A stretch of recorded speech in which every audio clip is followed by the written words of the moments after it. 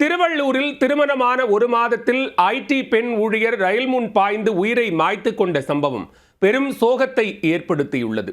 கணவர் வீட்டில் தடபுடலாக திருமண விருந்து வைப்பதில் ஏற்பட்ட தகராறில் விபரீதம் நிகழ்ந்ததாக கூறப்படுவதில் நடந்தது என்ன?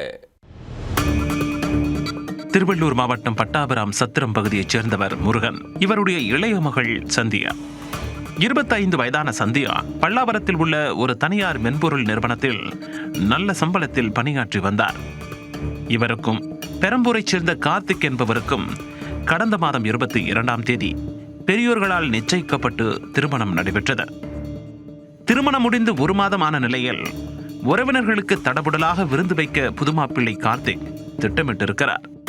ஆனால் அதிகம் செலவு செய்து ஆடம்பரமாக விருந்து வைக்க வேண்டாமே என சந்தியா கேட்டுக்கொண்டதாக தெரிகிறது.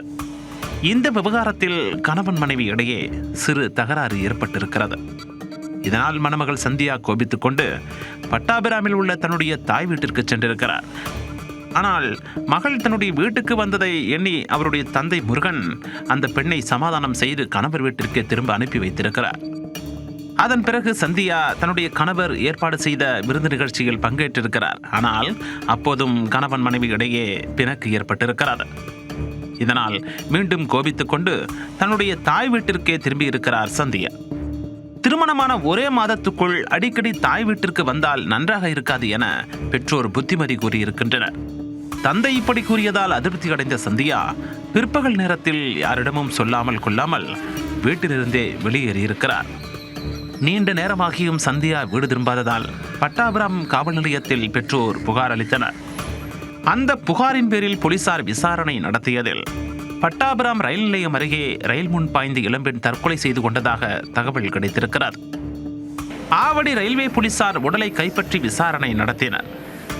அப்போது தற்கொலை செய்து கொண்டது காணாமல் போன சந்தியாதான் என்பதை அவருடைய குடும்பத்தினர் உறுதி செய்திருக்கின்றனர். பின்னர் சந்தியாவின் உடலை கைப்பற்றிய ஆவடி இருப்புப்பாதை போலீசார் உடற்கூராய்வுக்காக சென்னையில் உள்ள ராஜீவ்காந்தி அரசு மருத்துவமனைக்கு அனுப்பி வைத்தனர். இந்த சம்பவம் குறித்து வருவாய் கோட்டாட்சியர் விசாரணைக்கும் உத்தரவிடப்பட்டிருக்கிறது. இதை அடுத்து கிராம நிர்வாக அலுவலர் உள்ளிட்ட அதிகாரிகள் இரு குடும்பத்தினரிடையே விசாரணையை தொடங்கினர். அதே வேளையில் ஐடி பெண் ஊழியர் தற்கொலை செய்து கொண்டதற்கு வேறு ஏதேனும் காரணம் இருக்கிறதா என்கிற கோணத்திலும் காவல்துறையினர் விசாரணையை தீவிரப்படுத்தியுள்ளனர். உறவினர்களுக்கு விருந்து வைப்பது தொடர்பாக கணவனுடன் ஏற்பட்ட சிறிய தகராறில் திருமணமான ஒரே மாதத்தில் இளம்பெண் ரயில் முன் பாய்ந்து தற்கொலை செய்து கொண்ட சம்பவம் பட்டாபிராம் பகுதியில் பெரும் சோகத்தை ஏற்படுத்திவிட்டது.